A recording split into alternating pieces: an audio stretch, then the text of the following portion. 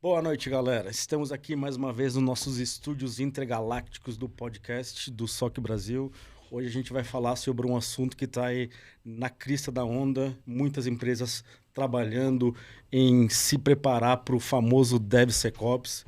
Tem muita gente que tem muita dúvida, tem muita coisa aí que a gente precisa entender. E nada mais, nada menos, hoje eu trouxe aqui para bater um papo com a gente um cara que é especialista nesse assunto. A gente já fez alguns projetos juntos, a gente já debateu muita coisa sobre DevSecOps com vocês aí. Quero apresentar Dirceu. Boa noite, Dirceu. É um prazer tê-lo aqui, cara. Muito obrigado por aceitar o nosso convite. E hoje a gente vai falar de um assunto aí que é um calo de muita empresa, né? Principalmente quando a gente fala de desenvolvimento seguro, entregar uma aplicação segura no front, entregar uma aplicação segura para o nosso consumidor final, né? E eu acho que, cara, é um assunto que aí tá dando o que falar bastante, né? Então, primeiramente, cara, gostaria que você se apresentasse aí para a galera conhecer um pouco do Dirceu, o que o Dirceu faz, como é que ele brotou no cenário de DevSecOps. Bom, vamos lá. Boa noite, prazer estar aqui, prazer, Rodrigo. Valeu pelo Obrigado. convite. A gente se conhece há bastante tempo já, né? E a gente se encontrou pouco, mas já tem longa data aí de encontros, de projetos. Bom, prazer, galera que está aí nos ouvindo. Eu sou o Dirceu. Na verdade, acho que todo mundo que nasceu no DevSecOps, né? Um buzzword, na verdade. Todo mundo que nasceu nesse mundo do desenvolvimento seguro nasceu meio sem querer, meio que na necessidade. E comigo não foi diferente, né? Eu comecei como desenvolvedor, carreira padrão, né? Comecei desenvolvendo software há muito tempo atrás, numa terra distante. Caí em consultorias aí, então passei por algumas consultorias grandes de mercado. E nessas consultorias acabei mesclando, né, o que a gente chama de desenvolvimento com qualidade, segurança, pegando algumas auditorias, pegando alguns scans, e aí pentest, aquela coisa toda que todo mundo já fez, né? E aí acabei virando um cara especialista realmente em DevSecOps. A gente tem hoje uma empresa que faz isso, né? Somos uma consultoria que faz a DevSecOps, né? Não só toda a parte de cyber, mas o carro-chefe nasceu com isso. E isso começou mais ou menos, cara, assim, vamos lá, DevSecOps, né? Quando a gente começou a falar de DevOps lá em 2015, 2016, faz um tempinho aí já, né? E a gente começou a colocar segurança no meio do pipeline, né? O pipeline do Jenkins ainda era aquela coisa bonita, não era código, né? Era aquela coisa bem rústica que você ia lá e configurava o passo a passo na mão, naquela telinha. E aí veio, né? A gente sabe que DevSecOps é muito mais cultura do que ferramental, mas isso começou lá em 2016 com esse papo de trazer segurança o mais rápido possível, assim como qualidade e outras coisas no pipeline para a gente poder ter isso fácil no dia a dia e ajudar as empresas, né, a conseguirem entregar software de qualidade, entregar software com segurança, para que a gente não tivesse nenhum problema lá no front, para a gente não tivesse problemas de vazamento de dados, etc. Né? Então, é aí que começou a carreira, né? E hoje a gente tem muitos anos aí, vamos dizer, né? 2016, vamos falar? Então, estamos falando aí de quase 10 anos só trabalhando com isso. Sim. Então, é uma experiência bem legal que a gente tem aí em grandes empresas, consultoria aí. A parte de cultura é muito importante, que eu sempre falo. E é isso, cara. Acho que esse é o resumo básico aí da onde a gente veio. Legal, cara, bacana. Quero começar aqui com um ponto que você destacou bastante, que é a questão da cultura. Quando a gente fala de aculturamento, de squads, né, de times ágeis, para a gente trabalhar com DevSecOps, que você enxerga, cara, como a pior barreira, assim, dentro do aculturamento para DevSecOps? Bom, vamos lá. Algumas coisas, né? Não é uma só. Mas acho que o principal é você convencer o desenvolvedor que aquilo é bom para ele, né? E não é um empecilho, não é uma pedra no sapato. Porque se a gente for olhar pro que o desenvolvedor nasceu para fazer? Nasceu para entregar uma feature, nasceu para entregar alguma coisa, né? Que tem que sair o mais rápido possível, porque tem pressão de negócio. E o carro-chefe do cara é fazer aquilo funcionar. Funcionou, tá bom. Mas a gente sabe que o funcionou tá bom não é real. O funcionou, ele entregou com qualidade, ele entregou com segurança, ele entregou com performance. Então é isso que a gente precisa trazer o cara pro nosso lado do jogo. Quanto mais ele entrega com qualidade, com segurança, com performance, menos ele vai ter de retrabalho lá na frente. Então é esse o convencimento, esse aculturamento é a parte mais difícil. Também tem a questão, que é uma das principais, é o convencimento da diretoria, né? O convencimento do conselho, diretoria, o pessoal que tem a grana na mão para investir nisso. É um ponto crucial, porque se esses caras não tiverem comprados, não adianta você fazer qualquer tipo de técnica. Então, a parte de você trazer informações métricas e trazer o dinheiro pro jogo, né? Falar assim, cara, quanto que você vai economizar de retrabalho se você não tiver isso? Quanto você vai economizar de dano de imagem se você tiver um vazamento de dados porque você lá atrás não fez um desenvolvimento correto? Então, esses 2 pontos são os pontos principais, na minha visão, com relação à cultura. Você tá com a diretoria comprada, né? E aí, diretoria, cara, empresas, formatos diferentes, cada um tem uma. Tem empresa que tem CISO, que é ótimo. Tem empresa que não tem. Tem empresa que tem o gerente de segurança. Tem empresa que tem o cara do TI. Ponto. E aí a gente precisa convencer esse cara. E daí pra baixo, todos os desenvolvedores e todo mundo que faz parte desse jogo aí precisa estar comprado pra que isso funcione, né? Legal. E quando você fala de essa mudança de mindset, de convencer o desenvolvedor, trabalhar na cultura, como você já foi desenvolvedor, o que mudou primeiro na sua cabeça quando você pensou assim, cara, eu preciso parar de simplesmente fazer código. Eu tenho que fazer um código eficiente, eficaz, maduro e seguro. Até para servir de guia para quem está pensando em entrar nessa área de DevSecOps. O que você aconselha o desenvolvedor a começar a mudar de mindset primeiro? Bom, vamos lá. Eu acho que um pouco de maturidade. Quando você ganha maturidade no desenvolvimento, você acaba aprendendo que quanto melhor você fizer seu código, quanto melhor você fizer essa entrega, menos retrabalho você vai ter. E convenhamos que é chato pra cacete refazer alguma coisa, né? Sim. É um negócio que... Quando você faz um negócio e ele funciona de primeiro que você é um ninja, né? Mas tudo bem. É muito bom, né? Mas quando você faz um negócio e aí daqui a pouco vem alguém falando, cara, mas isso aqui tem um problema de segurança, ou isso aqui tem um problema de performance, ou você sofre uma brecha e você tem que refazer aquilo, refazer algo é chato. Então, essa é a principal coisa que a gente coloca na cabeça do desenvolvedor. Quanto melhor você fizer, quanto mais cedo você se preocupar com isso, menos você vai se preocupar lá na frente. Sim, mas aí entra um ponto assim que eu ouço muito, cara. Eu converso com muito desenvolvedor, cara, desenvolvedor desde júnior até especialista sênior. E a galera sempre reclama do DevSecOps no lance de atrasar a entrega, atrasar a pipeline, entendeu? Porque eu tenho que colocar um hotfix aqui na master, porque senão vai parar o negócio. Como que você consegue fazer essa mudança e o cara começar, tipo, a amolecer o coração, cara? Isso é a coisa mais... Bom, convencer os desenvolvedores, convencer a equipe técnica é a parte mais difícil. Mas quando a gente fala, por exemplo, de um aculturamento do jeito certo, a gente não está falando em colocar a segurança em todos os lugares e travar tudo. Não existe isso. Quando o cara precisa, por exemplo, lançar um hotfix, você vai bypassar a segurança no primeiro momento. Não tem como. Lógico, depois você vai testar aquilo e você vai trazer um gap técnico para ser corrigido. Não tem como fazer diferente disso, né? Senão você está negligenciando a segurança. Mas o ponto é em que parte do processo a segurança entra que ela se torna mais eficiente. Então, cara, não adianta num hotfix você querer medir segurança e travar a esteira, né? Porque aí é business, né? A gente está falando de dinheiro, né? Você está falando de dinheiro. De repente é uma correção de alguma coisa que não está funcionando. Então, se você está perdendo dinheiro ali, né? Então, o que eu falo é a sensibilidade de você saber aonde você coloca a segurança, em que ponto que vale. Lógico, estou desenvolvendo uma feature nova. Tô trocando a cor do meu botão, cara, você vai testar a segurança, óbvio. Sim. Eu tô num projeto novo, sei lá, trazendo um monolito para um microserviço.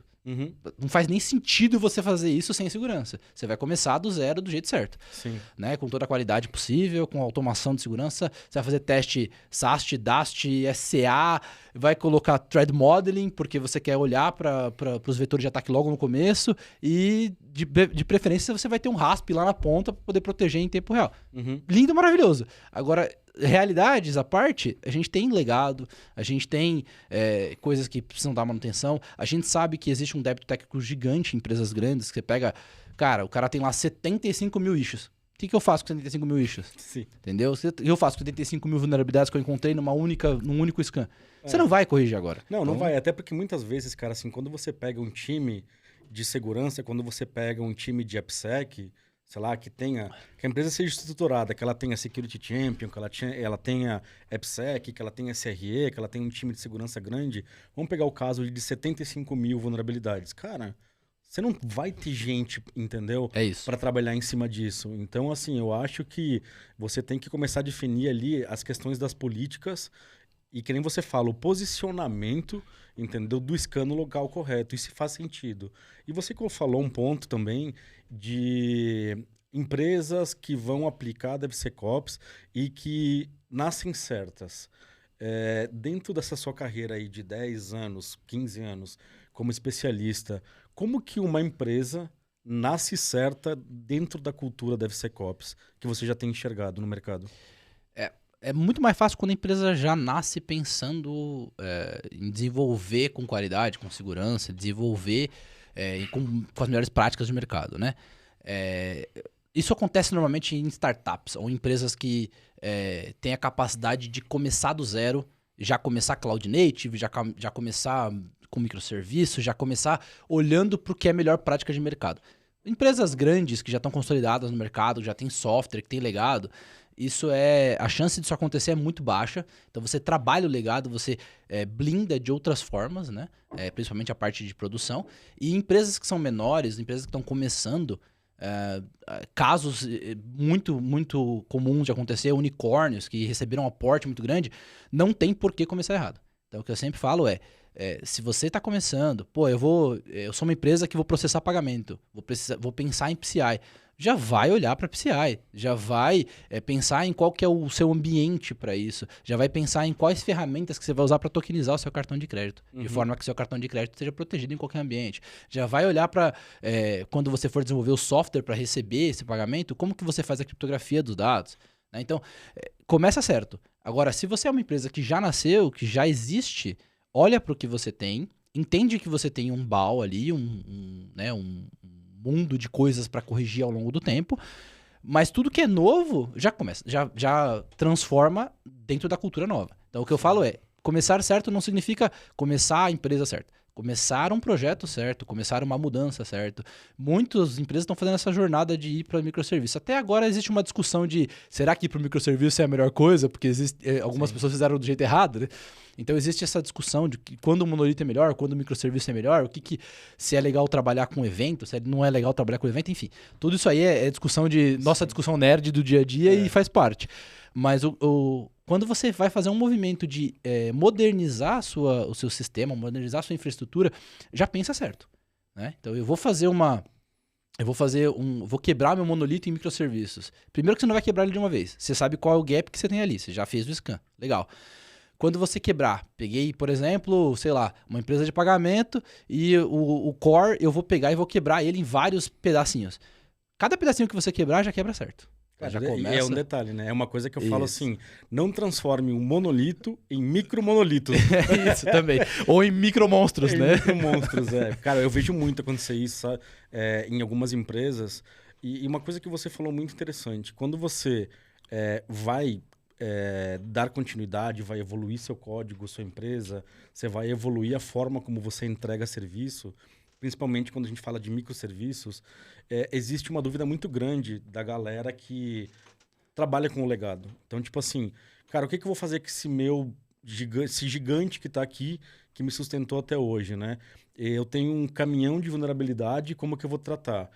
Geralmente, o que eu dou de conselho para a galera, assim, gente, vamos tentar fazer o seguinte, vamos montar aqui um pipeline, entendeu? Com um SAST, com um plugin de IDE, a gente varre, né, o seu repositório, varre tudo que você tem de código legado e vamos fazer o seguinte, se for possível, isso aqui é o limite. Daqui, a gente não pode ter mais problema de código, entendeu? A gente não pode mais ter vulnerabilidade. Então, isso aqui a gente negocia com galera de risco, negocia com galera de gestão de vulnerabilidade, AppSec, e aqui vai começar novo. Daqui para frente, cara, você vai ter gate, entendeu? Talvez você trabalhe com uma forma mais mansa, digamos assim, de colocar ali um DevSecOps que é assim, tá? Vamos medir a sua maturidade. Você vai trabalhar 6 meses sem gate para eu entender quais são os seus principais degraus a serem maturados dentro de segurança e a partir daqui, cara, você não vai mais conseguir fazer.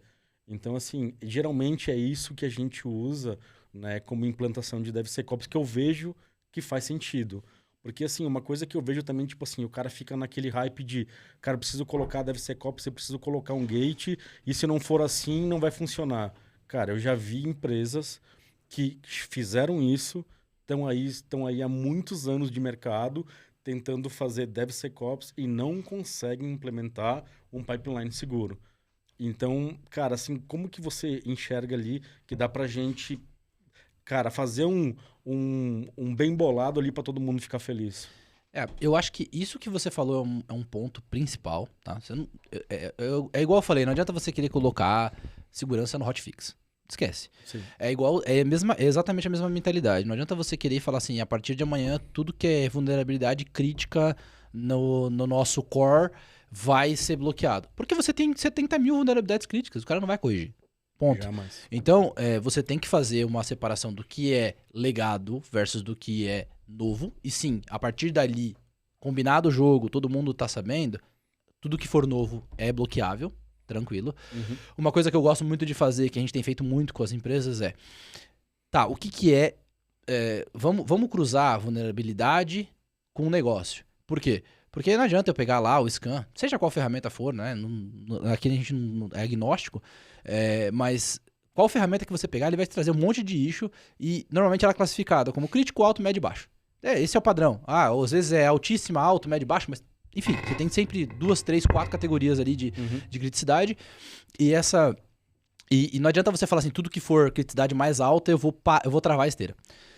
O que a gente tem feito uma vulnerabilidade crítica em uma aplicação que ela é exposta para a internet, ou seja, os usuários acessam, e que tem dados sensíveis, ela é muito mais crítica do que uma vulnerabilidade crítica de uma aplicação de back-office que só o meu time interno acessa. Então, esse tipo de classificação também que a gente faz. Né? A gente chama de priorização e não de criticidade. Porque criticidade, SQL injection é igual para todo mundo. Né? SQL injection é igual para uma página de front e igual para uma página de back-office. Só que a diferença é qual a chance de um funcionário... Existe a chance de um insider thread? Existe, mas você consegue rastrear, você tem outros meios de conscientização. Inclusive, você pode fazer até sugestão, né? A primeira coisa é a parte de security awareness, né? Conscientizar a galera de segurança. Mas qual é a prioridade principal? O meu site é onde o atacante vai olhar, né? E aí depois eu olho para dentro de casa. Então também tem esse tipo de priorização que a gente faz. E o que eu gosto muito de falar é que segurança é cebola, né? Quanto mais camadas você tem, mais protegido você tá. Então, como você falou, cara, vamos rodar um scan, vamos ver o estado atual da coisa. E daqui pra frente nós vamos falar que nós não vamos piorar o estado. Melhor coisa. Começamos bem. Depois nós vamos falar assim, eu vou pegar uma pessoa, idealmente, como você falou, uma empresa que tem a capacidade de ter o time bem capilar e tal. Eu vou ter um Security Champion. Esse cara vai ser o responsável por cobrar o time de corrigir. Para negociar com esse time de falar assim, cara, tá bom, eu sei que a sua sprint tem X pontos. Quantos pontos você consegue dedicar para corrigir os issues legado? Tudo bem, você não precisa dedicar 100% dos pontos para vulnerabilidade. Mas, dedica 10% aí para nós. E vai corrigindo aos poucos, né? Sim. Vamos ganhando o jogo devagarinho. Então é isso, né? A gente tem colocando a coisa devagarinho. Não adianta também eu falar assim, não, vamos fazer o DevSecOps de ponta a ponta. Eu vou colocar você para fazer Thread Modeling, e aí você vai ter SAST, SCA, DAST, nós vamos ter o IAST, que, enfim, IAST é uma coisa que é muito linda, mas ninguém usa. É lindo na hora de vender ferramenta. Isso, na hora de ver. Quando você olha a data sheet, é lindo, cara. Isso, eu nunca vi ninguém usar Pois somos dois. e assim, eu vendo ferramenta de IAST. Mas, cara, assim, na prática você não usa. Então, eu acabo falando pro cliente, cara, você quer? Beleza, eu vendo. Toma aqui a licença. Mas... É que eu acho que é muito complexo quando você fala de implementar IAST, cara. Você tem que ter uma esteira muito, assim...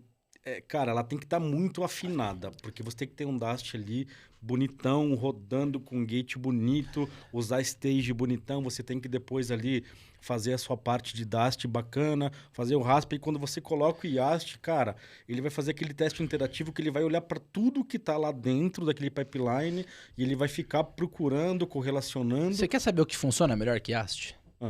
É você colocar um Dast para rodar e correlacionar o resultado com o SAST. Boa. Mas funciona muito melhor. Por quê? Sim. Porque você consegue pegar o resultado do Dast, que é um ataque que a ferramenta explorou, ou até um pentest mesmo, e aí você olha para ele e fala, tá, beleza, mas qual parte do código tem a ver com essa parte que... Sim. Aí você cruza essa informação. Sim. E aí já existem algumas técnicas para fazer isso, inclusive de você rodar o Dast e ter o código-fonte aberto para ele pegar com a gente e olhar e falar assim, ó, é essa linha de código que você precisa corrigir. Então aí eu acho que vale. Agora, você fazer um Yast real... Enfim, né? São percepções de mercado que a gente tem. Talvez lá fora seja diferente, mas aqui no Brasil eu ainda não consegui chegar nesse nível. Uma coisa que você falou que é muito interessante, cara, e hoje eu estava debatendo com uma galera de AppSec sobre isso. A gente estava falando sobre Dast. Quando a gente não usa QA como QA, staging, e a gente tem a cultura de fazer desenvolvimento em QA. Vamos colocar dessa forma, tá? E a gente pretende colocar um gate em prod, né? Só que aí a gente não pode colocar Dast no pipeline, porque se eu não uso stage como stage, não tem como. Você não vai conseguir fazer o seu pré-deployment em prod, porque você não tem como testar. Como que você enxerga a galera que trabalha dessa forma, que usa prod e stage como desenvolvimento ali, entendeu? Que não tem essa cultura de divisão de ambiente, de merge, sabe? Porque o que eu enxergo muito a galera, na hora de fazer o gate, você tem ali, você vai lá, builda, containeriza e tal, faz todo o scan de container, aí chega para fazer o deployment, lá você lê manifesto, cara, beleza, coloca aqui em prod. Tá, e o Dast? Aí, não, mas o Dast ele vai rodar síncrono e depois a gente vai ver o que a gente tem de vulnerabilidade dinâmica, só que, cara, a aplicação já está em prod. Como que você enxerga isso, cara? A primeira coisa que eu vou falar agora eu vou falar pra câmera, não façam isso em casa. Muito bom. Não façam isso em casa. Então, isso faz parte do aculturamento da empresa, né? É aquela coisa que a gente falou lá atrás de, cara, quem que eu preciso convencer pra mudar esse jogo? Porque isso não é o jogo certo. O jogo certo é você ter... e aí, cara, veio o cara de qualidade chato falar a mesma coisa, né? Pô, velho, é a mesma coisa que você fazer um teste funcional num ambiente que tá todo mundo mexendo, colocando a mão o tempo inteiro. Não funciona, você não consegue fazer. É igual um teste de performance. O teste de performance tem que ser num ambiente pré-produção, não é nem... Eu não diria nem que é um QA, é um ambiente staging mesmo, né? O ideal é você ter lá o dev, aí beleza, se o dev quiser colocar a mão, se quiser fazer um deploy em cima do outro, se quiser derrubar o banco, o problema é do dev, esse ambiente é dele.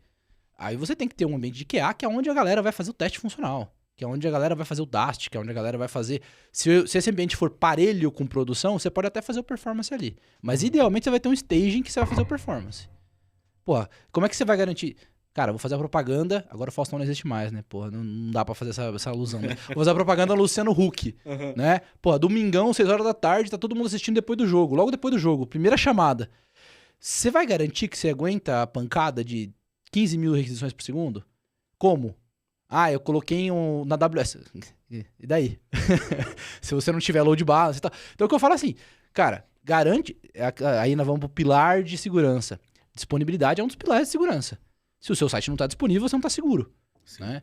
E aí, inclusive, a maior parte dos ataques de DDoS que a gente vê por aí, eles são aquela coisa do chamar a atenção para alguma coisa, a equipe inteira fica voltada para ali e você invade pelo outro canto. Sim. Então, cara, assim, eu falo que não façam isso em casa, não é o ideal. E quem que eu tenho que convencer? Então, pô, é uma empresa grande, o time já está aculturado a fazer desse jeito e tal, mas quem que eu preciso convencer pra falar assim, cara, tá, eu sei que vocês estão acostumados assim, vocês vão continuar trabalhando assim, mas nesse ambiente. Daqui pra frente, o negócio é controlado, vai ter pra fazer deploy em QA, tem que ter aprovação, alguém tem que estar sabendo, o merge tem que ser desse jeito, de preferência, no pull request, você vai ter lá todos os problemas que você encontrou, de qualidade, de segurança, de segurança, vamos falar de segurança, né? Todos os problemas que você encontrou no SAST, E aí você joga lá. Né? E aí você já vai sabendo que, beleza, você não precisa bloquear dev pra QA. Mas de QA pra prod, porra, aí começa aquela coisa, né? Até quando nós vamos com isso? Qual que é a política de bloqueio? Você tem a política, tá todo mundo acordado. Eu falo é que o que tá acordado não sai caro, né? Com certeza. E aí é isso. Porque assim, é interessante, cara. Você deve ler muito mais do que eu sobre isso, sobre os benefícios, né, do DevSecOps para o negócio, né? Então, assim, hoje você tem uma empresa, você tem uma consultoria, com certeza você tem uma visão de business muito, muito grande, né, para poder vender o seu produto, vender aquilo que você é especialista, né? Mas, assim, o que eu vejo bastante, que sempre muitas empresas, ou até o Gartner bate nisso, é que corrigir vulnerabilidade, depois de deploy, ela custa 80% mais cara. Então, assim, é muito importante você corrigir em tempo de desenvolvimento, né? Do que você tentar corrigir depois. Exceto o que a gente falou do hotfix, beleza. Porque é uma coisa pontual que você resolve e depois você traz ele de novo para o ciclo do DevOps, né? Então, assim... o hotfix você faz merge na master, né? Então, você vai fazer scan nela também. De certa forma, sim. Mas é que, assim, a galera... O que eu vejo muito do hotfix, tá?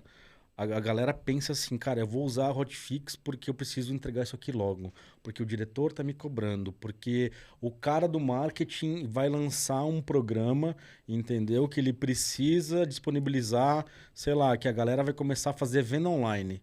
E ele investiu 1 milhão no marketing, no produto, e se eu não entregar hoje, vai dar ruim. Isso, aí você conscientiza o cara que se ele entregar 1 milhão... a média, isso acabou de sair, a IBM acabou de lançar o relatório anual que eles lançam. A média de custo por vazamento de dados é de 4,4, 4,45 ou 4,5 milhões de dólares. Ou seja, custou 1 milhão? Tá bom, mas você vai esperar mais uma semana, porque precisa esperar, não vai esperar uma semana, porque hoje em dia é tudo automatizado, né? Mas vai esperar mais 2 dias. Cara, mas como que você fala isso, entendeu, para um CMO, cara, o cara do marketing? E é por isso que a gente precisa ter pessoas de segurança no board. Porque você tem que falar de igual para igual. Sim. E é por isso que você tem que... De novo, acordado não sai caro, né? O cara do marketing tem que saber que o processo é esse. Claro. Beleza, a gente entende a sua velocidade, a gente quer estar na sua velocidade e a gente vai fazendo a maior parte de automações possíveis para te entregar isso o mais rápido possível. Nós vamos te entregar com a maior qualidade o mais rápido possível, mas não podemos... Imagina, o cara do marketing entende de imagem. Né? Você faz toda uma marca, você evolui essa marca. Imagina qual é o dano para a marca se você ficar fora do ar nesse site. Não é melhor você esperar mais 2, 3 dias para a gente testar e garantir que está tudo certo? E se não tiver tudo certo, a gente coloca alguém para fazer a correção o mais rápido possível do que você lançar e daqui 2, 3 dias você ter um ataque e ficar fora do ar mais uma semana, porque a pessoa vai ter que corrigir. E é o que você falou, isso é regra de Myers, né? Isso vale tanto para segurança quanto para qualidade. Se você faz o requisito direito, e aí não estamos falando de threat modeling, né? Se você faz o requisito olhando para o que você tem de ameaças, você custa 20 vezes menos, não é nem 80% menos. É 20 vezes menos. Sim. É lógico, né? A gente tá falando, né? Cada etapa que você passa para corrigir, você vai custando mais caro. Então, custa uma vez para você fazer lá no requisito. Custa 2 vezes para você fazer durante o desenvolvimento. Custa 5 vezes para você fazer durante os testes. Ainda assim é um custo barato, se você for comparar em produção, que é 20. Sim, verdade. Porque aí você tem dano de imagem, porque você tem dano de parada de sistema, porque você tem dano... Cara, são incomensuráveis. Às vezes você perde um negócio por conta da imagem que ficou riscada. Exato. Tem inúmeros casos, né? A PSN, aquela vez lá atrás. Tem inúmeros casos que, assim, a galera não queria mais colocar cartão de crédito. E aí? Cara, imagina assim, sei lá, sem citar nomes aqui, imagina um banco, sei lá, que opera um banco gigante e aí, de repente, o caixa eletrônico do banco fica fora. Já era. Já era. Não, a gente tem, lá na consultoria, a gente presta suporte 24/7 para algumas ferramentas que são de missão crítica, né? Especialmente para a parte de proteção de dados, não tanto para segurança de aplicações, né? Cara, parei de processar a maquininha de cartão, e aí? Se eu não tiver um 24/7, eu não consigo responder a tempo. Né? Eu preciso responder, tem SLA, tudo bonitinho. Mas imagina se eu paro uma operação dessa? Imagina se eu desenvolvo isso num e-commerce e ao invés de eu parar porque o processador do cartão tá ok, né? O meu sistema lá que faz a tokenização do cartão tá esperando, tá ali, stand-by. Só que o meu e-commerce não tá recebendo. Por quê? Porque alguém invadiu e fez um defacement na página, porque alguém tirou do ar, porque alguém fez um DDoS. Então tem... isso, esse é a coisa que... Sabe o que vai acontecer? Vai acontecer o seguinte, o cara vai fazer assim, ó, passa aqui.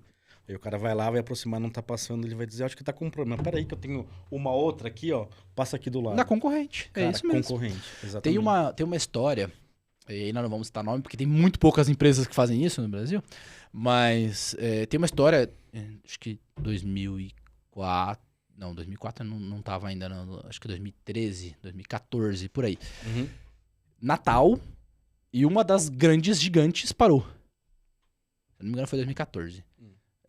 Cara, se você for olhar o gráfico, era no dia de Natal, todo mundo fazendo, brasileiro, né, fazendo aquela compra de última hora.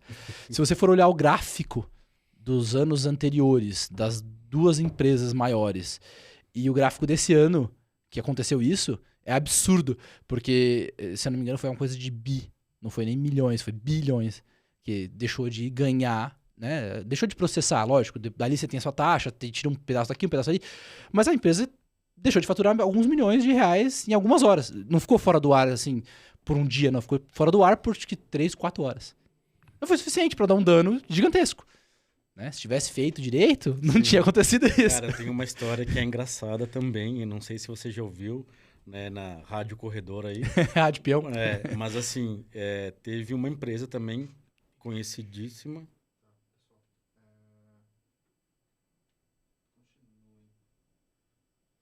Tá gravando? Estamos gravando, tivemos um pico de energia? Tivemos um pico, ao vivo. Tivemos um pico de energia aqui. E, bom, continuando. Cara, é engraçado que, assim, essa história é muito engraçada. Uma empresa grande no mercado, muito conhecida, ela parou por causa de um anúncio de pizza. O que aconteceu? Um anúncio de pizza. Um anúncio de pizza. No Brasil tudo dá em pizza, não é isso? Tudo... Literalmente. Naquele dia terminou em pizza, literalmente. O que aconteceu? Cara, uma pessoa na Black Friday colocou lá para vender pizza e ela não colocou um limite, entendeu? Para vender. Aí imagina, cara, sabe quanto que custava a pizza que ela colocou lá para dar um boom? Custava R$1. Só que assim, ela não colocou limite. Todo mundo queria comprar pizza. Imagina, cara, o quanto de requisição aquela empresa recebeu no e-commerce, no checkout, para comprar pizza. Cara, engraçado. O checkout estava num pagamento e a empresa de pagamento caiu. Entendeu? E não foi, cara, ataque, sabe? Foi compra... usuário legítimo, né? Usuário legítimo. Derrubou uma pizza de R$1, derrubou uma empresa, cara. E a gente se pergunta, tá, gente? Que nem você falou, o teste de estresse. Entendeu? O teste de balanceamento. Cara, alguém se preocupou com isso? Sabe? Então, assim, é muito mais além de codar seguro. Sim, né? Sim. Quando a gente fala o que você tem na ponta, né? Você tem lá um WAF, você tem um CDN, você tem o que vai segurar essa bronca? Ou não tenho nada, tá bom, você vai segurar isso no peito? Sim. Né? Quantas requisições você vai aguentar? Sim. Porque, cara, é thread, né? É thread. Cada requisição é uma threadzinha pendurada. E assim vai, né? A gente sabe. Isso a gente tá falando do básico, né? Então, arroz com feijão bem feito, é o que eu sempre falo, arroz com feijão bem feito não mata ninguém, velho. Verdade. Todo mundo gosta de comer todo dia. Se tiver um temperinho a mais, se tiver uma carninha diferente, pô, filé mignon é bem melhor do que um contra-filé, mas você mata um contra-filé. Sim, né? verdade. Entendeu? Então, é o que eu falo, começa com arroz com feijão bem feito e aí você vai aumentando as camadas, né? Não adianta você falar, não, eu vou fazer DevOps de ponta a ponta de hoje pra amanhã. Não, eu vou fazer DevOps, tá bom. Primeira coisa, eu vou entender onde eu tô. Então, vamos fazer um SAST. Vamos colocar a esteira, toda vez que eu rodar um build, vamos rodar o SAST junto pra ver o que tem ali? Sim. Tá bom, vou pegar ali e vou falar, daqui pra frente eu vou começar a bloquear o SAST, beleza? Beleza, todo mundo tá acordado, todo mundo já sabe. É a política da empresa. Legal, agora eu consegui fazer um SAST, sei o tamanho do meu buraco, consegui convencer a diretoria que tem um BO.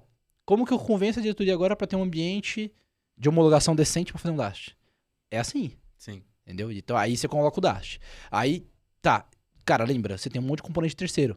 Log4j ajudou bastante a gente nesse mundo aí, né? certeza. Log4j, depois teve o Spring4j também, que foi legal, né? Isso ajudou a gente a conscientizar da necessidade, Sim. né? Mas se você não enxerga isso, você está vulnerável por terceiros. Como que eu faço isso? E aí, quando a gente fala de vulnerabilidade de terceiro, eu não estou falando só de vulnerabilidade, eu estou falando de ações legais, porque tem uma onda agora da galera que desenvolve software livre, né, entre aspas, de ir lá e cobrar um FII porque o cara tá usando software livre numa empresa particular, num software particular para ganhar dinheiro em cima. E isso não pode. Então, como é que é o licenciamento desse software de terceiro? Então, quando a gente olha para software de terceiro, não adianta olhar só para vulnerabilidade conhecida, que é o básico, arroz com feijão. Aí o temperinho tá, e como é que é o licenciamento disso? Essa licença me permite fazer o que eu tô fazendo? Se não, qual que é a alternativa que eu tenho? Desenvolver algo em casa? Pagar pros caras para poder conseguir usar isso? Como que eu faço? Qual que é o meio? Então, é isso que quando a gente fala de terceiro, a gente fala justamente de não só das vulnerabilidades, que são muito importantes, mas também dessa parte de licenciamento. Sim. Né? Aí a gente vai, legal. Se você nasceu direito, se você é uma empresa nova, você já começou a fazer threat modeling, eu espero. Né? Você já começou a desenvolver olhando para requisito de segurança. Se você é uma empresa nova, se você é uma empresa que teve um aporte de capital agora, que começou pequenininho, lindo. Agora, se você é uma empresa grande, como que você implementa o threat modeling? Cara, todo projeto novo vai passar por threat modeling. Não passou, bloqueia na esteira. Então, isso daí era um ponto que eu ia até te questionar, né? A gente está entrando no último bloco. Então, assim, quando a gente fala de threat modeling, e eu queria também puxar um gancho para shift left. Um ponto era exatamente o que você falou. Como que eu implemento threat modeling? Como que eu implemento análise de requisitos, né, para desenvolvedor, para a aplicação nascer segura se eu já sou uma empresa que tem 50 anos de mercado, não sou uma startup. O que você indica para a galera aí de segurança fazer nessa parte de threat modeling, também já puxando uma coberta aí para shift left? Tudo que a gente falou aqui está muito voltado para shift left, né? Quanto antes você começa, melhor e mais barato para você. Mas falando de threat modeling mais especificamente, cara, como que você implementa threat modeling numa empresa que já existe? Né, numa empresa consolidada, que tem um software lá que tem 70 mil issues. Cara, a primeira coisa que você tem que fazer é tudo que é novo, ou seja, uma feature nova, um desenvolvimento novo, vai requerer uma análise de ameaças, vai requerer um threat modeling, vai requerer que você olhe desde o começo para os requisitos de segurança. Tá? Então, é aquele acordo que a gente sempre faz. Tá, eu sei que não existe hoje, né? Mas, vamos lá. Isso aqui é novo, uma feature nova do sistema legado. Cara, vamos desenhar nessa feature, vamos colocar ali quais são os requisitos de segurança para ela? Tá, mas aí uma dúvida, antes te cortando já para a gente entender. Quando a gente fala de colocar threat modeling, colocar análise de requisito porque vai nascer novo, e colocar políticas novas porque vai nascer novo numa empresa legada, a gente precisa de duas esteiras ou não? Não, a gente não precisa de duas esteiras, a gente precisa ter árvore de decisão. Até porque nós estamos falando de lógica, né? Que, cara, se o negócio é novo, eu bloqueio. Se o negócio não é novo, eu não bloqueio. E aí vem uma outra coisa que ninguém faz, mas deveriam fazer, que é o inventário de ativos de segurança, o inventário de ativos de software, né? Quais são as minhas aplicações? Quem que é o dono dela? Quem que é o Secret Champion dela, se você tiver, né? A maior parte não tem, mas quem que é o Secret Champion responsável por essa aplicação ou por essa squad que seja? Sim. Quem que é o gestor responsável por esse tipo de coisa? Então, além disso, ela faz parte do quê? Então, quando você fala de uma empresa, as aplicações elas são quebradas em várias partes, né? Então, você tem uma squad, aí você tem uma tribo, aí você tem uma comunidade, aí você tem uma jornada, um produto, sei lá, qualquer coisa. Então, quem que é isso? Né? Então, esse catálogo de aplicações ele é muito importante. Porque aí você sabe se ela é nova ou se ela é velha. Que aí você sabe se ela é internet facing ou não. Aí você sabe se ela tem dados sensíveis ou não. E aí você consegue fazer esse motor girar. Né? Eu falo que o inventário de ativos não é só para hardware, não é só para a máquina do funcionário que você tem lá. O inventário ativo da empresa X, número blá blá blá. Não, precisa saber o software também. Quem que é o dono do software? Quem que é responsável por ele? Tá, Quem que mas responde? quando E você aí- fala de inventário de ativo, a gente pode entender que seria algo parecido com o CMDB de hardware e a gente faria isso para software também. Isso. Inclusive, existem algumas iniciativas, tem empresas que têm isso, tá? Tem empresas que têm isso bem mapeado, Tá? principalmente as maiores, né? Porque elas entendem a necessidade disso. E tem empresa que não sabe nem quem que... Cara, assim, se você perguntar pro cara, tá, quem que desenvolveu isso? Não sei.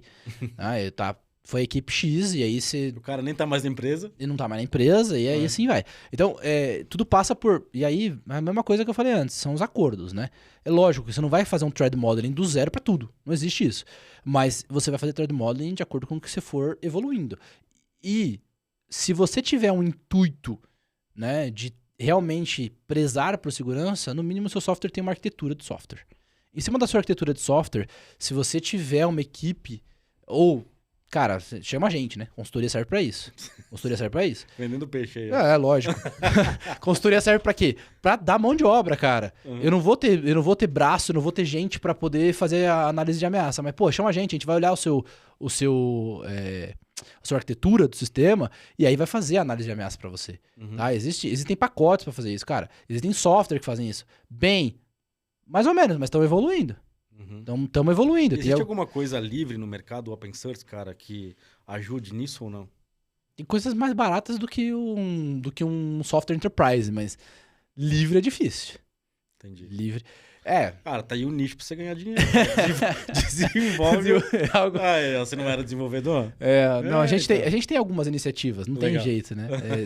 Tem algumas coisas. Essa parte do inventário, por exemplo, é uma coisa que a gente tem pensado muito. A Sim. questão de, tipo, correlacionamento, cara, tem vulnerabilidade de um monte de ferramenta, tá? E aí? Quem que gerencia isso? Sim. Como é que o CISO enxerga o risco nisso? Uhum. Então, tem esses nichos que a gente tá trabalhando para resolver problemas de mercado. Uhum.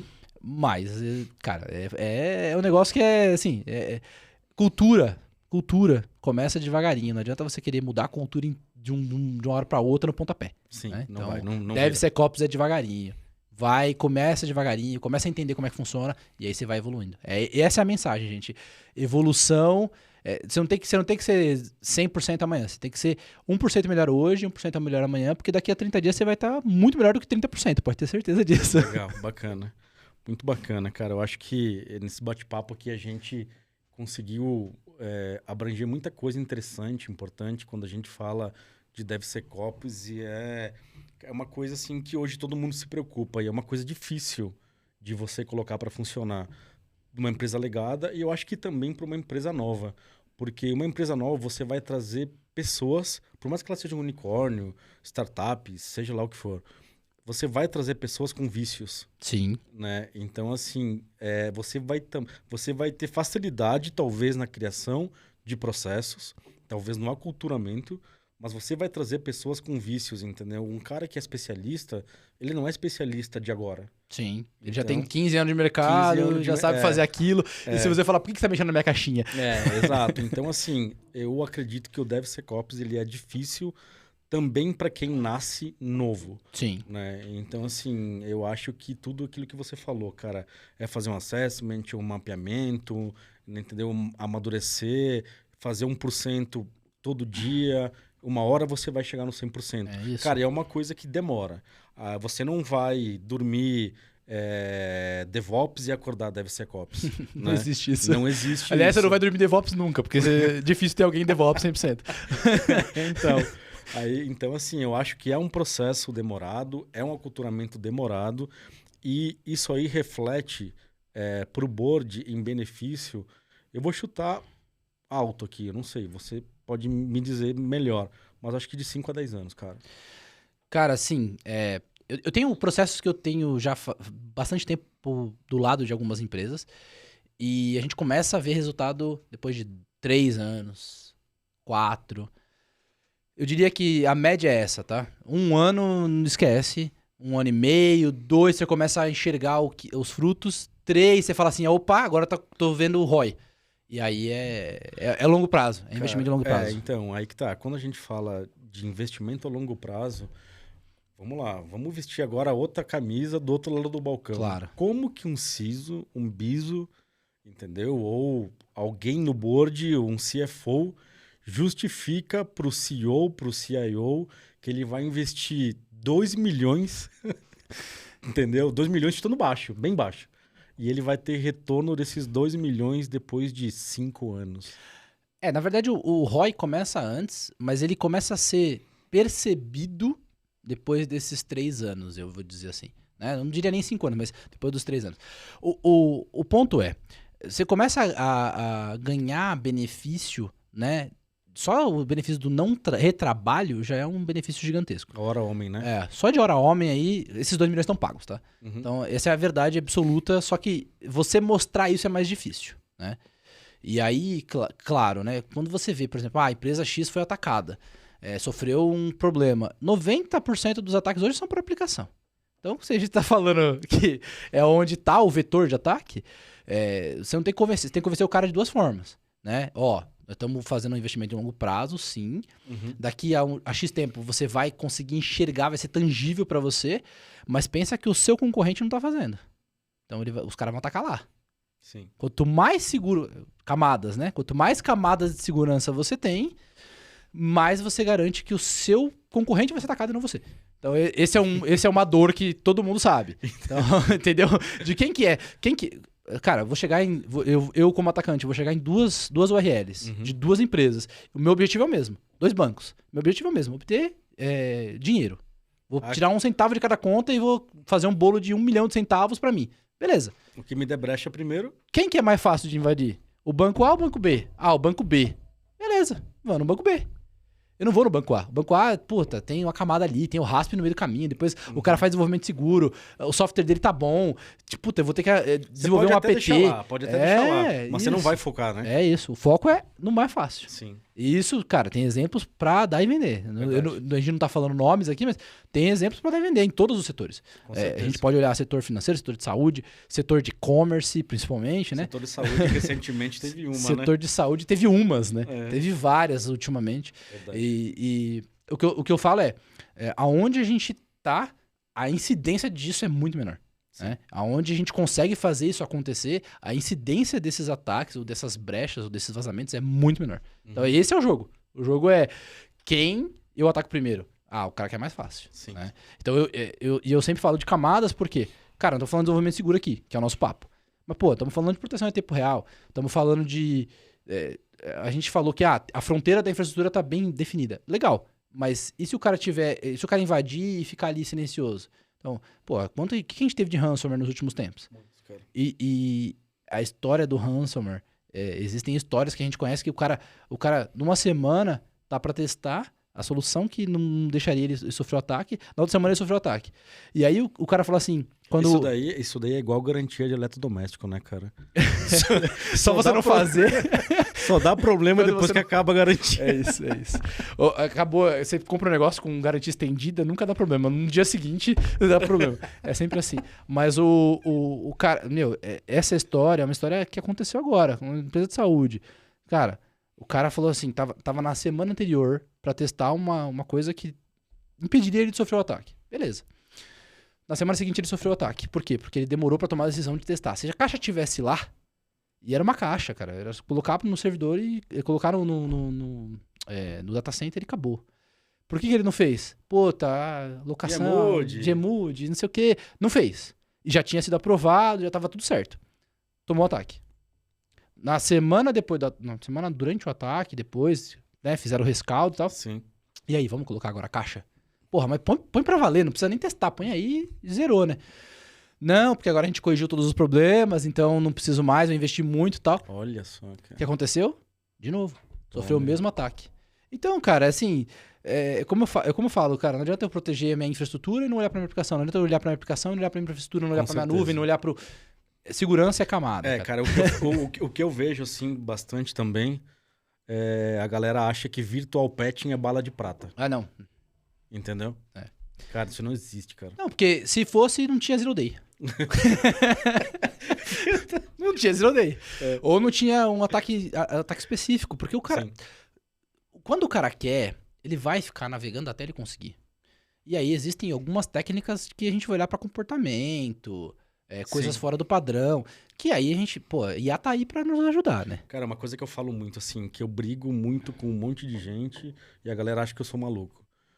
O pessoal geralmente se preocupa... Vamos pensar o seguinte, eu tenho uma infraestrutura com uma robustez absurda. Entendeu? Eu tenho IPS, IDS, XDR, tenho CTI, eu tenho, cara, o que eu puder ter na minha infraestrutura eu vou ter. Aí o que acontece? Você tem lá um desenvolvimento seguro que você faz SAST, DASP, RASP, YAST, Infra as Code, SCA, faz tudo. E aí o que acontece? Você não correlaciona vulnerabilidade de infraestrutura com vulnerabilidade de aplicação. Então você não sabe que o servidor que você blindou tá com uma aplicação, com uma vulnerabilidade crítica de SQL Injection. Exatamente. E o banco de dados tá rodando com root, e aí etc, etc. Cara, e a galera não se... Assim, eu já passei e já conversei com muita gente em muito evento, em muito fórum de segurança. E assim, você faz isso? Você cruza vulnerabilidade de infraestrutura com vulnerabilidade de aplicação para entender aonde você está coberto e aonde que não está? Porque onde que eu quero chegar com isso? Se você tem infraestrutura muito bem protegida, que ela vai te blindar de um ataque. Você falou isso também. Cara, se você tem um back-end, ele pode estar com 1 milhão de vulnerabilidade. Se o seu back-end não fala com front-end, se não tem movimentação lateral, automaticamente a sua criticidade ela baixa. Porque você vai ter um monte de proteção até o cara chegar na vulnerabilidade. Claro. E aí o que acontece? Aí você tem lá uma API exposta para fora, entendeu? Que tem uma vulnerabilidade de infraestrutura. E que você não conhece a API, porque ela é um Shadow IT. Você criou ela, tá na versão 1, só que Exatamente. você deployou a versão 3 e esqueceu ela lá, morta. Exatamente. Eu vejo, assim, muito caso fora do Brasil que o cara não correlaciona a infraestrutura com a aplicação e é aí que ele tomou ataque, cara. É o que eu sempre falo, cara. E isso faz parte daquela história do inventário. Sim. Né? Porque você tem inventário de ativos de hardware. Você tem inventário Deveria, de ativos... pelo menos, né? Se você não tiver, cara, volta 3 passos. Volte 3 casas, né? Mas, de novo, não façam isso em casa. Porque... Mas, e o seu inventário de aplicações? E o seu inventário de APIs? Você conhece os seus ativos? Porque isso é tudo ativo da empresa, pô. Exato. É tudo dinheiro. Né? No fim das contas, tudo dinheiro. Tudo dinheiro, exatamente. Né? E quanto que vale esse ativo? Igual você falou, pô, legal, é um sistema que quem usa é o back-office. É um sistema que quem usa é o back-office, mas de repente essa máquina tá rodando num Windows que tem um AD plugado no seu AD, como root no caso, como administrador, e aí se o cara fizer movimentação aqui dentro, fudeu. Né? O cara cata o Golden Ticket lá, acabou, já era. Acabou. Quando eu era mais novo, eu brincava de ser hacker, né? Porque todo mundo já passou por isso na vida. Mas quando eu era mais novo e brincava de ser hacker, a gente cansou de fazer shell em banco. E aí, cara, a gente criava usuário, mudava a senha do usuário do dono da empresa, e ela no dono da empresa falava, e aí, cara, acessa sua máquina aí. E o cara não conseguia acessar. Por quê? Porque eu mudei a senha dele na D. Sim. Então, isso cara, é fatal. Segurança é camada, segurança é correlacionamento. O CISO, para estar protegido, ele tem que olhar o risco e não tem que olhar a vulnerabilidade, né? Deixa o cara lá da base olhar a vulnerabilidade. Exato. Não precisa olhar o total de vulnerabilidade, você precisa olhar, e aí, qual que? Eu tô melhorando na margem, eu tô menos vulnerável do que ontem? Ou tô mais? Verdade, porque assim, cara, eu acredito, de verdade, é uma coisa que eu acredito e eu vejo que muita gente com o passar do tempo acredita nisso. Não existe segurança que não tem brecha. Não, então, não assim, não é que eu não vou ser invadido. Talvez quando. Sabe? Não, e é o que eu falei. Assim, a segurança nunca é 100%. Então, quanto mais camada você tiver, melhor, porque é mais difícil pro cara entrar. Sim. E aí, se é mais difícil pro cara entrar, o cara vai no vizinho. Sim, com certeza. Mas se eu vou numa chácara, e na minha chácara tem câmera, tem um cachorro Rottweiler na porta e tem um Honda passando. E aí eu vou na outra esquina, tem uma chácara que a câmera tá quebrada, tô vendo que tá com o fio cortado. O cachorro tá deitado lá, é um fila, mas tá velho, mais velho que eu. Aí o Honda não tá passando porque eu não paguei 15 conto pra ele por mês. Pô, quem que eu vou assaltar? Eu vou soltar a chácara que é varzeada. Verdade. Entendeu? Vou pegar todas as ferramentas lá de dentro e ainda é capaz de deixar um biscoitinho pro cachorro e tá tudo certo, velho. Fazer um carinho e sair fora. Verdade. Então é isso, camada, cara. Quanto mais camada de segurança você tiver, melhor. E quanto mais correlacionamento você tiver, melhor. né? Legal, bacana. Cara, muito bom o papo, muito legal. A gente falou de muita coisa aqui. Acho que se desse continuidade, a gente ia falar por umas 5, 6 horas, Tranquilamente. Né? Tranquilamente. Gisele, eu queria agradecer, cara, por você ter vindo, ter aceito o convite. O papo aqui muito bacana. Com certeza vai clarear muito para muita gente que vai ouvir, que vai assistir esse vídeo no YouTube também, ouvir aí no Spotify. E, cara, queria então assim encerrar aqui esse bate-papo com um conselho de um cara que é especialista em DevSecOps. Qual que seria o principal conselho que você daria para um time que quer implementar DevSecOps? Então, beleza. A primeira coisa, galera, agradecer. Rodrigo, valeu pelo convite. Tamo junto. Qualquer coisa que você precisar, você sabe que pode contar com a gente lá. Sim. E aí, assim, gente, o conselho não queiram sair do 0 a 100 na velocidade da luz, porque isso só a Ferrari faz em 2 segundos. Né? A gente não faz, ou a Porsche talvez. Mas, e aí, assim, o conselho começa pequeno. Começa entendendo qual que é a cultura atual da empresa. Começa entendendo aonde você pode se inserir e como você vai convencendo as pessoas de que cada vez mais segurança vai te ajudar a dar mais sustentação para o negócio. Porque segurança é habilitador, segurança não é barreira. É isso que você tem que entender. Então começa ali, cara, faz uma análise das dependências, uma análise SAST, entende qual é o tamanho do buraco e aí você vai, aos poucos, ganhando verba para DAST, verba para RASP, verba para WAF, verba para o que você precisar para garantir que essa cebola esteja com o maior número de camadas possível. Legal. Esse é o conselho. Valeu, show de bola. Tamo junto. Valeu, obrigado, Liceu, muito obrigado. Valeu, galera. A gente está encerrando aqui mais um bate-papo muito especial dentro do podcast SOC Brasil. A gente se vê no próximo episódio. Valeu, valeu. Valeu.